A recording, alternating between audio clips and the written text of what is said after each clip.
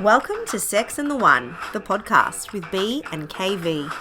Getting down and dirty about all things love, life, sex, dating, and relationships. Hi, I'm KV. And I'm B, and we are so grateful to have you listening to our podcast. Please don't forget to hit the subscribe or the follow along button so you never miss an episode. It really means the world to us. Thanks for listening. Welcome back to Sex and the One with KV, B, and Megs. popular demand. We have Megs on this episode again. not on the couch, but in the chair. Sorry? Not on the couch, but in the Yes. chair. At home, in No. Adelaide. We're all coming to you from all different places throughout the globe, and we're very excited because we're going to talk about some things that are currently hot topics, I guess, in the media. And Megan is the one who knows about all the hot topics. So Yes. that's why she's here. Miss Marketing and Social Media Champion. Yes. Show us your award. Show us your award. Show the pod. Here we go. Hey. She's ours. Yeah. Yes. We're keeping her. Yes. She's unavailable for everyone else. You are. You're stuck with me regardless of how you feel about it, actually. So that's fine. So cool. So cool. Tell us, Congratulations. what's going on out there? What's going on in the wide world? Oh, it's juicy, isn't it? It's I feel like the media, like, do you know, it's never like a good time in media because if you watch the news too much, it just makes you a bit depressed and a bit like, wow, this is what the world is. But I think it's really interesting. We've got a couple of topics today that sort of roll on from what your last podcast was about, which was super topical. And then we've got a couple of other interesting ones I'm seeing pop up all of the time. And I'm super excited to discuss them all. So let's kick it off. And I'm going to look at you, KV. You talked about your America experience with porn. Yes, I did. From your trip. And then the Guardian have come out and said that from December, Aussies are going to have to verify their age and then even do things as like harsh as photo ID, facial recognition to access porn and other adult sites under new safety laws online. So how do you feel about taking a selfie for Pornhub in your own country? Well, I'm shocked. I'm shocked that it's been so fast. Like, because I just experienced this for the first time, and normally Australia takes a bit more time to come on board with some topics like this. And I'm like, to be honest with you, doing the pod, I've got a book out. I wouldn't care, like, because everyone knows I watch porn. Like, I talk about it all the time, so I'm not really fussed. But I didn't like the concept in America when I was just like, because I hadn't heard of it before. And so when it's hit you in the face and they ask you to upload photo ID, which of course to me is passport, I'm like, I'm not giving my passport to Pornhub. No, like data leak is the first thing you think of. Yes, And identity theft. Like it's a whole other ballgame when you're giving your passport over. Yeah. Like, so happy to show that I'm over 18. I think the photo would be enough for a 53-year-old woman, just saying. I don't think we have to, like, do a little date of birthy thing scenario going on there. But, it's interesting how that will be policed as well, because Pornhub's huge, right? There are so many other porn sites. And, of course, what I did in America was I just got on one of the women's sites, which were completely unregulated. Yeah. What's the purpose? Like, I'm curious as to why they would want that. Like, other than to say you're of age, like, even if you weren't, like, what is it to them? Yeah. Well, I think the interesting thing that you say about data leak immediately when I see also call outs for cybersecurity breaches and cybersecurity experts on how to do these things. So my question to you be, if you wanted to look at a porn site, would that deter you from joining that particular site because you're like, nah, you've got my credit card because potentially you have to pay for it. Now you've got my face and potentially some sort of photo ID. Like, how would that make you feel signing up for a site? Yes, no, I would not be doing that.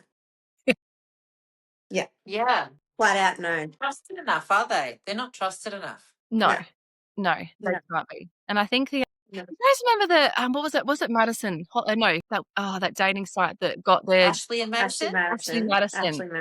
That whole disaster that ruined marriages and things like that. Because so I think if you're going out there and unless they have the most unbelievable PR team and the most unbelievable cybersecurity measures you ever have in your life, they're like a sitting duck, if you ask me, that kind of data. Yeah. 100%. And like people will do it. Apparently, I've got like, vague memories from back in the day when the internet first came about. The very first internet sales were porn, like of men getting out their credit card to pay for videos. That's the first sales. Yeah, I don't think men are going to have an issue with this. No, people are going to do it. People will do it. Yeah. But having said that, I have paid for porn, as we know, and I used PayPal. That is the answer. Safe, right? To safeguard yourself, use PayPal. Yeah. Evidently, I just forget that I've done it, and then I think I've been scammed when I haven't. Yeah. So I'll just keep watching that one because I'm already in.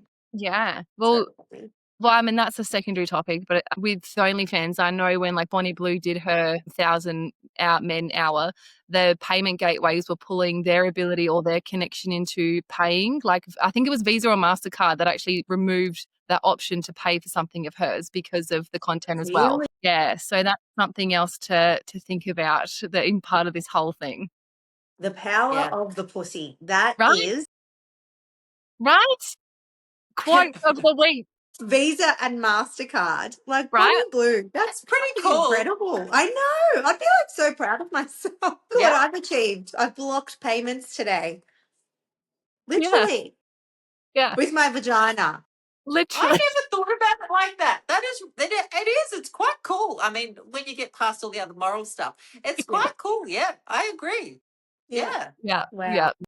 What about you, Megan? What about you in porn? Can we ask you? You can ask me. I'm not a big consumer, I suppose, especially these days. Like you say you haven't had sex since 1920. I can say I haven't had sex since probably 1620 actually. 1822? It's been a minute, which is hilarious given the people I'm surrounded by. But yeah, it's just I've not really Are you talking about us? Yeah. Yes. That's exactly what I'm not the men I surround myself with. When did you last have sex, Sue? An hour ago. See? At the time, I was like, what's the time? I need to be on a call. No wonder your creative juices are flowing. You're in like the best state ever. They're in alignment, see? She's ready to shut down Visa and MasterCard. Well, as long as she shut her husband down, we're good to go. She had a great afternoon. Oh my God, stop. Oh, that's fantastic. Well, good for you. Good for you. Yeah, I love that for you. And we love that for Bonnie Blue. For you too. We're all on the same page about how much I think we admire her business smarts. I'm stoked to be able to do that. Yes. 100%. All right. I think she's very clever. Yeah. Oh, she's amazing. All right, let's talk about reality TV, which is I know KV's favorite topic, which we. Oh yes. So let's talk about the popularity of reality TV. So B, you and I are reality TV tragics. We love all of the things. I literally just binged Selling Sunset and then Selling the OC in like 2 days, and now I'm just starved of new things. So I've got to watch Real Housewives of Atlanta. But why? Tell me what you love. You've got to watch Real Housewives of Potomac. Atlanta's not even out yet. Oh, is that the one you sent me through? Yeah, this is just drama around the stars of Real Housewives of Atlanta. But Real Housewives of Beverly Hills, everyone, that's starting this week, Friday. Jump on, have a watch. The first episode will be out when this podcast goes live, so we'll be able to critique it on socials after that. Yes. So tell us then, what do you love about reality TV? Well, initially, I loved the fact that I could just watch and, I don't know, get lost in like their life and their drama without being the drama or being in it myself. And sometimes, when you're talking about Real Housewives, like they're talking about people that are elite or that have, an overflow of money, and that's attractive to me. I like watching things like that, to be inspired and to see where these people go and look at how they live. That's actually what I enjoy. Yeah, but obviously the drama's extra, but when there is drama, it is entertaining. Yes, definitely. I can remove myself from my life and just watch and get caught up in it all. Like The Secret Lives of Mormon Wives. I've spoken about this last time, but I'm still watching this season, and I'm just flabbergasted with how popular these women have now become, from one or two TikTok dancers to going viral to having their own show to now being on Broadway, being on Dancing with the Stars. Like, you just don't know where these things can take you. Yeah. Love it. So I have and share a very similar obsession. I'm like the real estate reality TV queen, and I have the same thing because I'm like, I indulge myself and I'm like, oh, this is me walking through these $18 million properties, and this is me flying in my Yeah. and this is me See, doing all of the things. So I'm like, if I have that abundant mindset of like, I can do this one day too. All of the trash people talk about trash TV. I'm like, no, I'm actually in a super high vibe when I'm watching my trash TV. So leave me alone. So is it like manifestation? Is that the go? Like, do you it's like a feel inspired? visualization. Yes, that's what I was saying Yeah, before. Like, you like looking at, the way they dress and the way they live, and some of them are brilliant business women and or yeah. businessmen, like they're business people, and you're like, wow, like this person owns this, and this person owns this real estate agent, and this person, has a clothing line, and she's standing on her own 2 feet. She got divorced. Like, they're inspirational and they're empowering you, I guess. But then there's, the cattiness of being a woman at times that you can see. But then there's also the camaraderie of what women supporting women can look like as well. It just depends on what's going on that week. And I think, the producers behind the scene do like a bit of the cattiness because it does bring ratings, of course. Yeah. I Well, mean, you don't clickbait, fall. yeah. But Yeah. who like? So how real is it? Like, in your opinion, how real and how staged is it? I think over time the realness has been diluted, but I listen to a lot of the pop culture podcasts for the Real Housewives specifically, like on Bravo. Two of them run it, yeah, and we're talking real shit. That, like, sometimes she's not even on the pod because she's not able to physically function from the backlash that's gone on with social media and what's happened that day while she's been recording or filming. So I think elements of it are real. How much of it is, I think a lot of the producers can play the chess cards, and they do a lot behind the scenes that they're not always filming together. So you don't know, for example, that we're having this conversation and then someone else is having a conversation about you behind your back. So when the final editing happens and you watch it, you're like, that bitch, Ah, you she don't said this, know. or yeah. So they orchestrate behind the scenes. Yeah, it's fascinating, and I'm fascinated because I don't like it. I'm not interested, and it interests me that I'm not interested. If that makes Yeah. any sense, like I'm like, Yeah. why do you find that attractive and I don't? And I'm sitting here thinking, and this is the same answer I probably had for like 10 years. And B, you'll know this one really well. I think I live that, like, not in the spotlight, obviously, but I have so much drama in my just daily every life. I've got 4 kids with autism. And I've got a business and I'm like write books and I'm like, I've got a pod and stuff. I've got like so much going on that people don't even know about. Like, I think like that is me. And so I'd watch it going, oh, I'm exhausted just watching you because yeah, I'm probably too close to it. Like, not in the handbags and the nice houses bit part of it, but just the level of drama I avoid at all costs because I've already got that. Tick. Yeah. Drama done. See, that's funny. I'm the opposite. So, like, I would say I've got a lot going on in life, but I think because of like my line of work and all the negativity that gets put in, I then watch that to counterbalance the shit. Yeah, yeah, yeah, So I yeah. can It's your zone like it's your out. little out. Your Yeah, little like I like, don't yeah. go and watch, a crime show or like SVU or anything like that. I'll just go and watch something that I can tune into, enjoy. I like the Are you kind materialistic of half things. watching it too? Are Yeah, you like sort of like not really watching it, but you're yeah, watching it? Yeah. yeah. Yeah. Yeah. Megan's like, So yeah. Oh, I can see from KV's side. I like so what's your like so it's our escape from life, right? So like I can watch it, stay still and detach myself. I've had to stop. I don't like to say doom scrolling because I think there is a time and a place for social media. It can actually be very good to detach from your brain for 10 minutes and it's actually very healthy. Mm. Tell us then if we're sitting down watching a half-hour episode of something real estatey or reality TV-ish and we're just like zen, what does KV do? what am I zenning about? Well, I'm off meditating probably. What about your chair? Tell them about your chair. But I was about to say, but I do have a chair in my house that I use maybe once a week, and it folds all the way back into like a pretty much a bed, and I've got Murder She Wrote set up on that. So Murder She Wrote's a TV show from the 80s that you can only get on CDs. DVDs.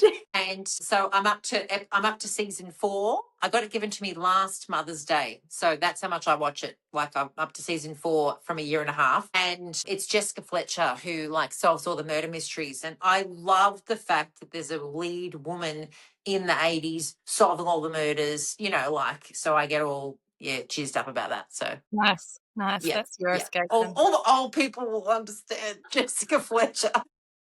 Well, I'd have to Google who that is. I've got no idea. I've heard of the show, but Angela Lansbury. Did you see Bedknobs and Broomsticks, the movie years ago? yeah, as a kid I probably would have. Okay. Yeah, Somebody from the Gen X generation can write in and make me feel better.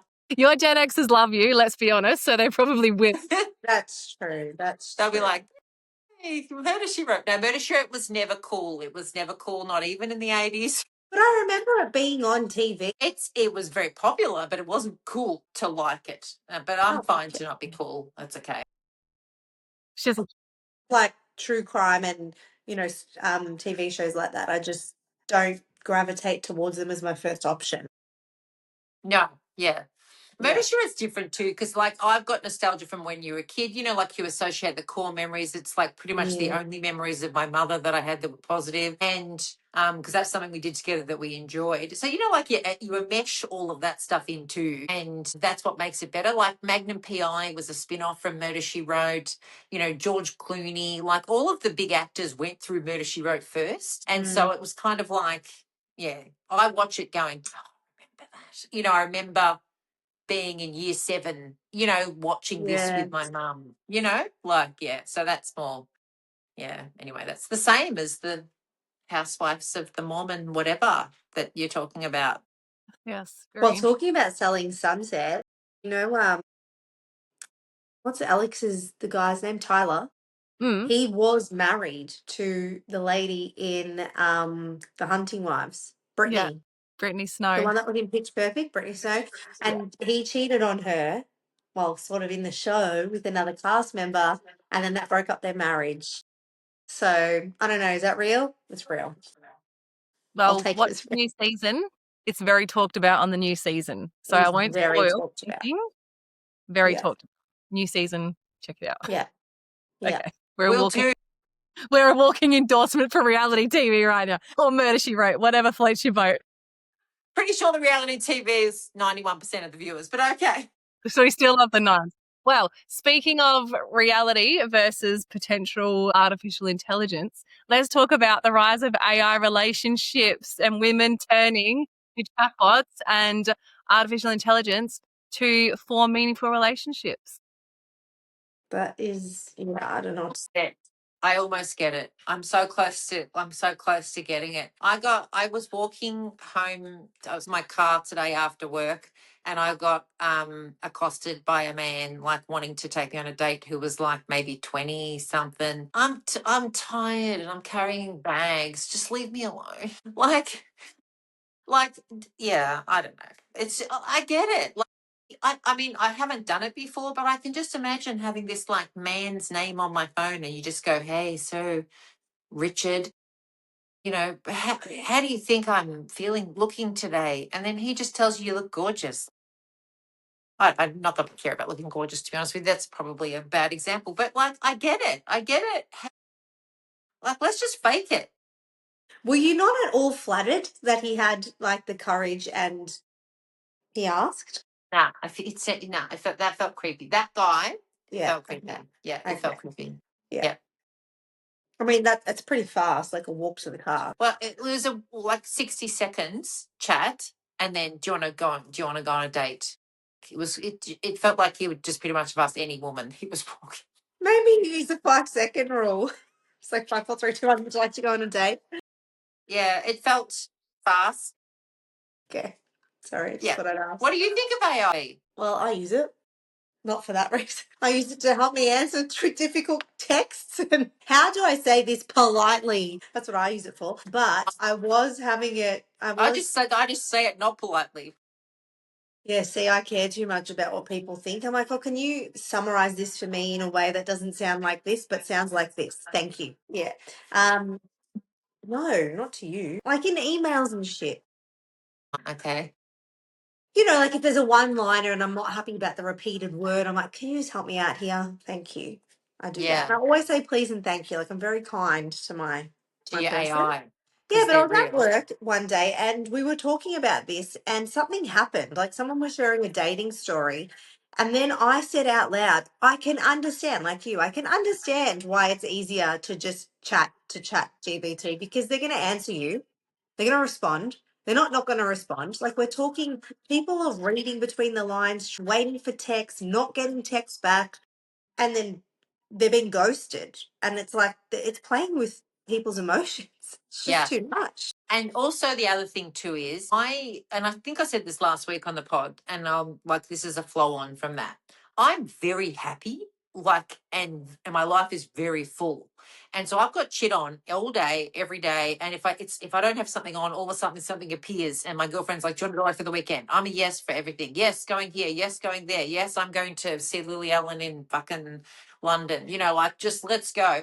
So to the point where would I fit in someone anyway? I'd have to stop and take some time to fit in someone. Whereas AI, you could just pick up your phone and you've got your boyfriend with you at all times. Yeah. So we're at the Eiffel Tower. What do you think? You know, what is the guy's name? I don't know. What do you think, Dick? And he would go, "Isn't the Eiffel Tower beautiful?" That's enough. I don't need it. Like, I get it. Like, you don't actually, when you get to a point where you're so confident in your independence and your singleness, you actually like one couple of compliments. I'm good. What do you think, Megan? Can you see that? Like, because you're obviously single as well. Yeah. Oh, I completely get it. And it's so funny because like back at the start of ChatGPT, I was like, this is fun. And I named my ChatGPT Bob and he calls me Megs. So like in the morning, like if I like turn on my computer, if I'm doing something specifically, he'll be like, "Morning, Megs, how are you?" And I'm like, "Yeah, good, Bob, how are you?" And I'm like, "Oh, that's a bit cute." Like it's a nothing, but it literally is just like, you know, and then like some of the time if I've gone to enter something and I've hit enter too quickly, and it's just like, sorry, babe, didn't quite get that. Did you mean this? And I'm like, Sorry, thank you. babe. I did mean that. So it's funny because I use like ChatGPT or like AI for the funniest shit. So I use it to decipher based on my human design what the full moon is going to mean for me. We've got a full moon tomorrow, so it summarizes it, and it's you're a Libra sun, Scorpio moon, and a Taurus rising. So like this, and this. I'm like, sick. What are some rituals that I can do on this full moon? Yeah, can you give me the prompts for that? Yes. Thank you. Look, I think there's a whole nother side to this though that we're missing. And it's like similar to the scamming side of things. Like what information is it collecting and where is that information going? Guys, I have to switch off somehow. I've been watching Morning Wars. I don't know, with Jennifer Aniston, Reese Witherspoon, fantastic TV show. I only paid for Apple TV for that period just to get these episodes. That's how good they are. They speak about AI, and in this whole season it's featured throughout every episode. Obviously it's like topics that are up and coming, and they used AI to dub her voice on something that to appear that she said it when she didn't say it, which put her into a lot of political turmoil. And then they also used it for, like, someone was using it like you, Megs, a CEO of a company, and then they were showing them how they can translate things into different ways, and you can, use it all around the globe with the same facial expressions, blah, blah, blah, blah. And then something triggered it to respond, and it just gave away every little secret she had. And the way she spoke to it, it basically was, imagine you, I don't know, writing in your journal and all your journal prompts coming out to the world. Yeah. It's like it was that. And it was in a conference and everyone was listening to it, and it ruined her whole career.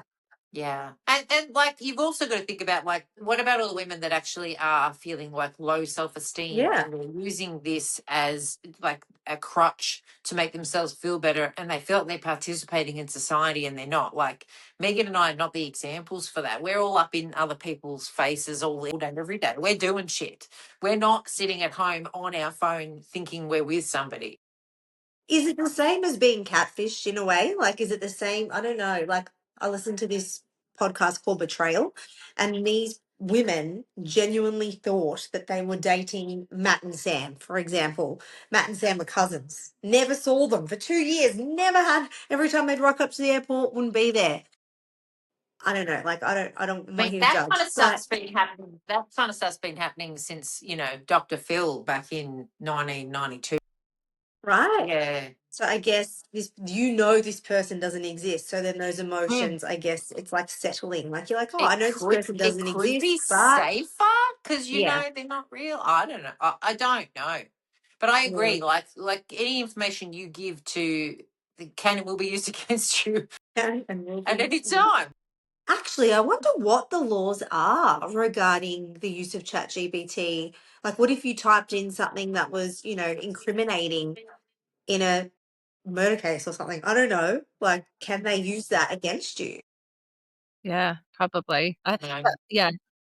I think I'm gonna what look I into that. love about, I think, like with Bob specifically is that I've Bob. trained him very well. So like part of me actually half wants to run an experiment because I've created custom chat GPTs for a bunch of different stuff. So examples for like my drivers, if I'm getting sponsorships, I've created a GPT, a custom one that I can put a competitor's URL in, like website link, and it will spit out 20 of its competitors, their LinkedIn, their Instagram, the best contact email, and that saves me hours and hours of time. So I've taken the time to enter that. So it's perfect. So I feel like if I create a custom like GPT boyfriend and be like, in the morning at 6 o'clock, send me a good morning message saying, how's like hope you're well. And then at 9 o'clock, send me a good night, have sweet dreams. Like tell me that's not like really delightful for someone who is feeling really lonely. I think you should do it I think report in. I think you should do it and then tell us how you felt real time. You know what you're doing. You know what's happening real time. How do you feel? Like how much of the feelings were real that you felt like it was real? Do you know anyone that has done that? I do. How do they feel? Wilson. Well, I've got a friend who's married and, their marriage is, been going on for like, I don't know, 30 years or whatever. And, so they're not really, the drift occurred. Let's just put it like that. And so she talks about how much she loves her Chat GPT boyfriend, but she also knows it's not real. Like, so like it's like it would be the same as Megan in the sense that like, but she's happy to like have that there because because it's an extra, I guess. Yeah. No.